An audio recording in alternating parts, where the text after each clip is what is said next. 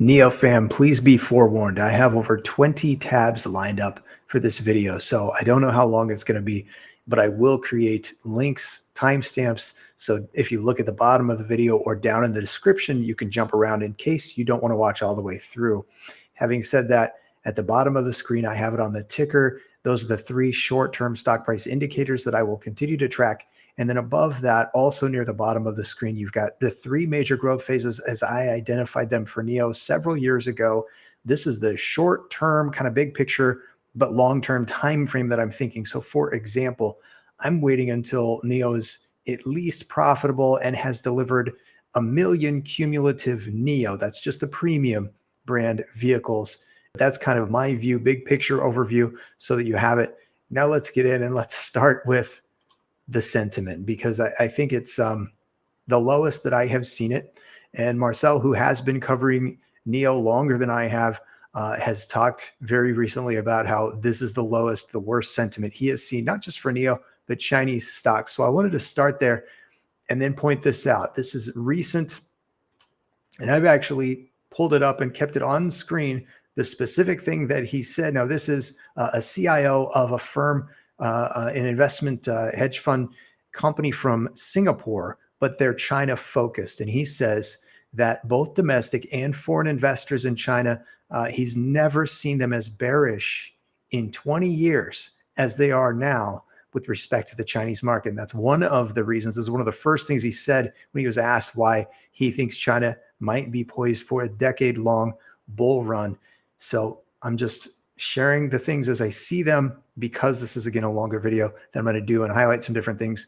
But now shifting away from sentiment, and this was a post from Jason Yu, and this was the reference. Someone asked him about this. This was from December 12th.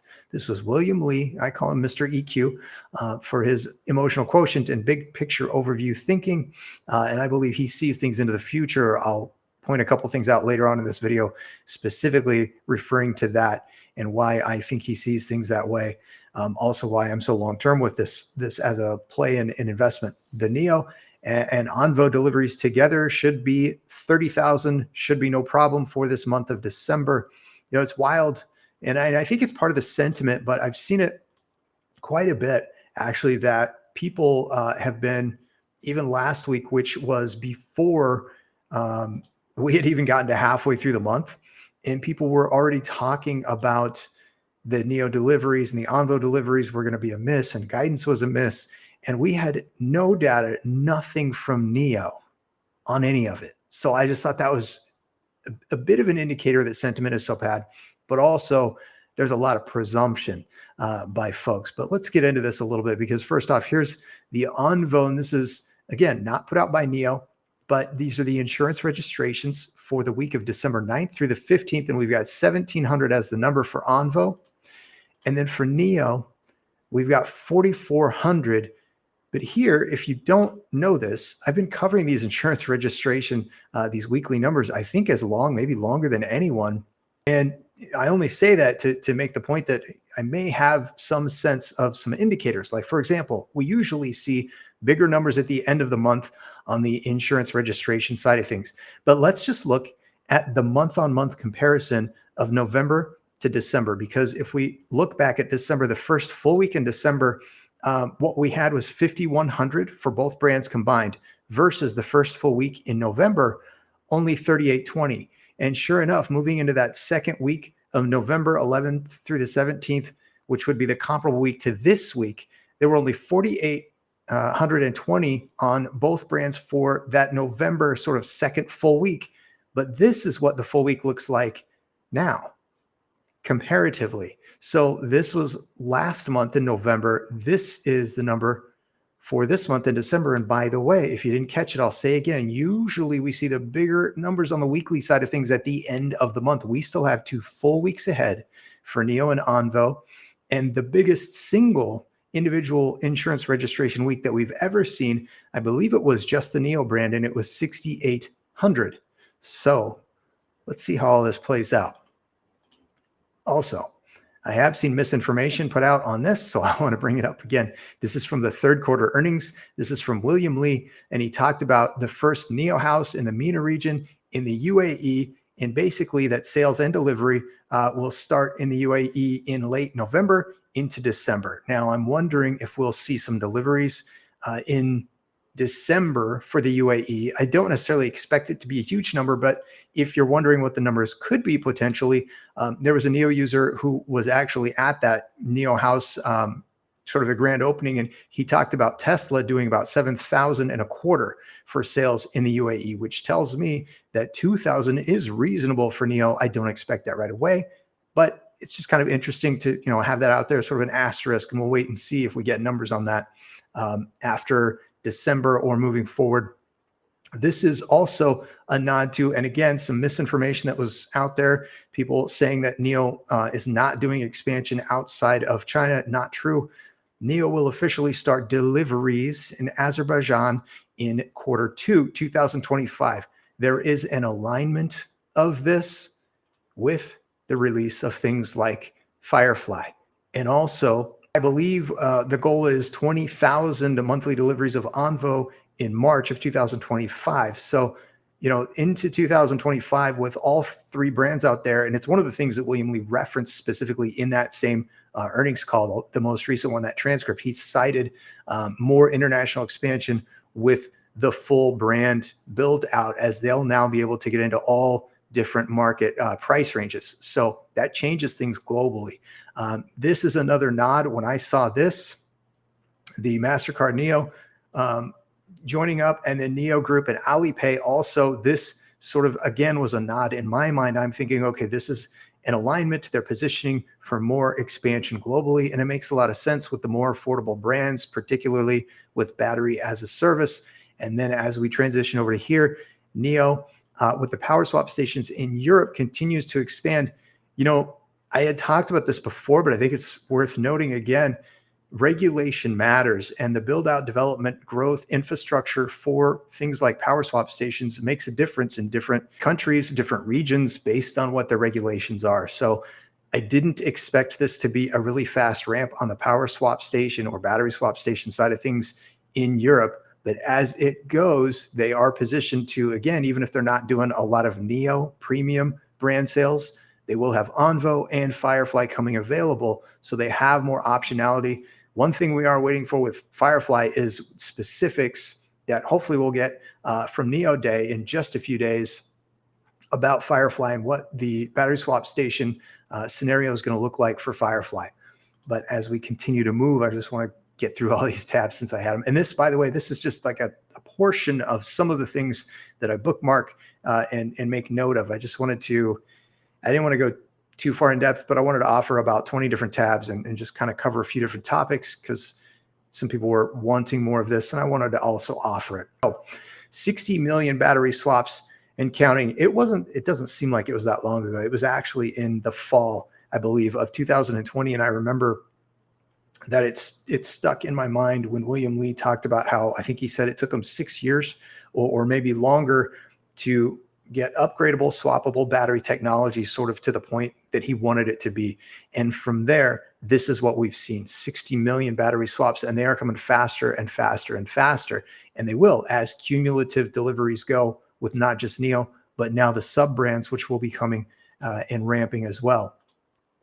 This is an example of what it looks like with the growth and the build out just in China with the battery swap stations or power swap stations. Now, I want to actually just go to here, because where are they and where are they going? I think they're coming up on, they're probably going to get to 3,000. I think the goal is 3,000 by the end of the year. Power swap or battery swap stations. The goal, per this article from Chinli Hong, I believe he said 5,000 power swap or battery swap stations by the end of 2025. And I think what we'll see is more partners getting involved and absorbing some of those costs. Also, I think we're going to see in the not too distant future, there will be revenues coming from, whether it's the power swap, whether it's the battery as a service, however, things kind of get broken down. I do think we're going to start seeing some of those revenues showing moving forward. I don't know what the time frame is on that, but this I have to bring up again because so few people have seen it or are aware of it. This is part of the energy play, the power play that NIO has, not just within China, but globally. In China, they tested it out. This is NIO collaborating with 4 parties to create the world's first PV self-consumption system with V2G, vehicle to grid charger. And then if we look at some of the follow-up things that are happening, I've highlighted sort of the pertinent, I'm not going to read it all, but according to the agreement, in the principle of mutual benefits, complementary strengths, and shared development, the parties will give full play to their respective advantages and comprehensively cooperate in fields such as virtual power plants, battery swap stations, and battery cascade utilization and recycling. So this is a much bigger picture than a lot of people are recognizing, realizing, thinking about. And by the way, if you want to know the super big picture overview that William Lee has, which is what I referenced earlier as him being truly long-term, he's looking ahead and talk about in the future when there are 100,000 battery swap stations. Now, I just said NIO's goal is to have 5,000 by the end of 2025. So considering they have partners, and then also considering I think others are going to try to make inroads and build out their own infrastructure even further than they have, I just think this is the big picture view, this 100,000 battery swap station number. And then if we come back and look at the present time and say, wow, it's relatively speaking compared to that vision that the guy running the company has, it is very early.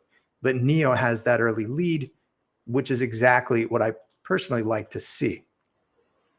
Also of note, and a competitive advantage that NIO has is how safety matters. Safety is important to this company. I think that is a seriously unrecognized factor that NIO and Onvo also have as an advantage. And I'm curious how Firefly is going to come out and rank with respect to safety. But as far as pulling the batteries out, checking them when they might need to be checked, well, I would argue it's better than this scenario. It's just not good, right? But again, I think the difference is short-term versus longevity and big picture thinking. And it's not just from the company side of things. It's not just from the over use or taxing of the grid, but also from the standpoint of a consumer. Do you want to pay for a battery unnecessarily and know that next month it's already going to be somewhat outdated? And instead of that, there is another option, renting the battery, and probably saving 5 to 10 grand up front on the cost of the vehicle. I think it's a no-brainer if you have that option. But that's just me. I've got just a couple other things to share. This is the NIO Twixter, and they are sharing more things like this. They also have let's see if I pulled the feed up.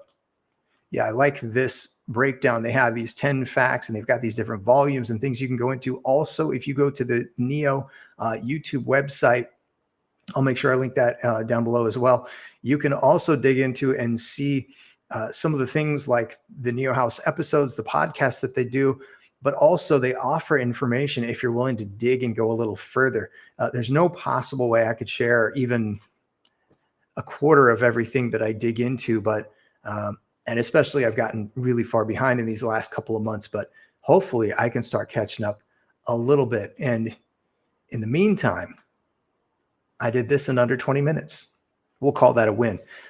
Drop it in the comments. I want to hear from you on any of this. Thanks for sticking around to the end. If you, in fact, stuck around to the end, I'll be back with more content, hopefully heading into the weekend, if not earlier. Thanks. Have a great day. I'll see you all again very soon.